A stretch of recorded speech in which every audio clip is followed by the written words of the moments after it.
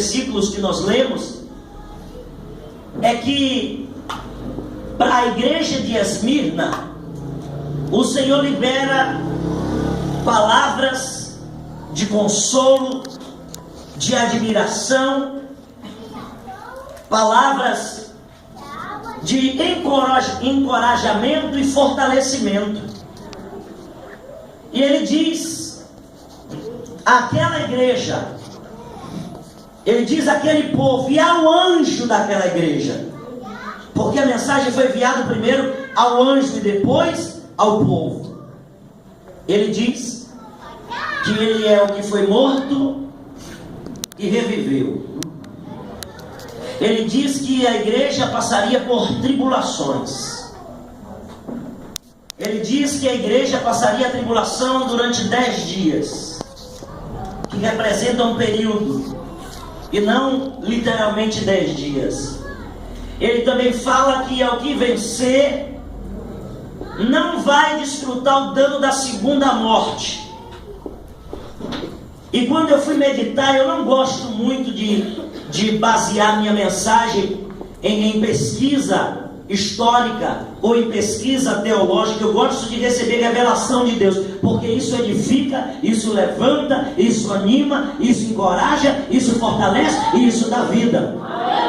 E quando eu busquei de Deus uma revelação para pregar esta noite a respeito desta igreja, a igreja de Esmirna, a igreja que recebeu encorajamento de Deus a sofrer, o Espírito de Deus me levou a um período que a igreja foi perseguida de modo que os cristãos eram lançados nas arenas e se soltavam leões para que devorasse, e ali uma plateia de romanos se alegravam pela morte dos nossos irmãos da fé.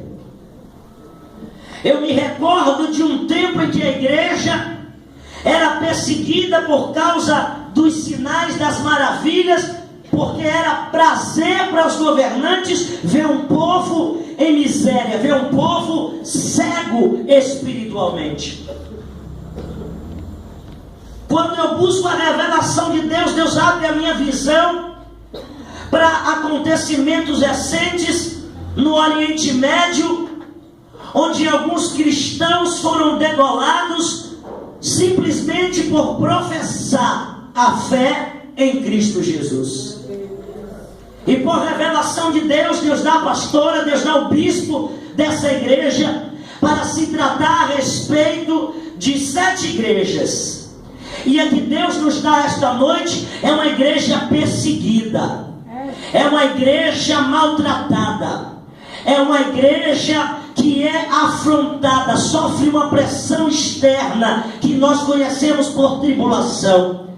E ele deixa um alerta para a igreja de Esmirna dizendo: vocês passarão uma aflição de 10 dias, e alguns de vós serão lançados na prisão, e o diabo vai matar alguns de vós. Ele encoraja a igreja a ser fiel apesar das tribulações e ser fiel até a morte. E é esse encorajamento que eu quero trazer para a igreja Batista Verdaberel aqui esta noite, porque nós temos estado muito mal acostumados a ser uma igreja que só se alegra quando se é profetizado chave de carro, uma igreja que só se alegra quando se profetiza chave de apartamento, uma igreja que só tem se alegrado quando se diz que Deus vai salvar a família toda, uma igreja que só se satisfaz quando diz que Deus vai livrar do assalto, que Deus vai livrar da morte, que Deus vai livrar das perseguições, que Deus vai livrar das aflições, uma igreja que só se apraz num evangelho de vantagens, uma igreja que só se apraz e só se alegra e só se satisfaz em um evangelho de benefícios, uma igreja que está mal acostumada em congressos de prosperidade, em palavras de prosperidade, em profecias de prosperidade, mas quando passa pela primeira tribulação, abandona a fé, abandona a igreja, abandona a cruz, abandona Cristo e deixa de ser o que dizia ser. estamos vivendo em um tempo, irmãos, em que a igreja está mal acostumada com mensagens que amassageiam o seu ego. Nós estamos acostumados a orar, a jejuar, quando a crise aperta. Nós estamos acostumados a buscar santidade quando algo terrível acontece.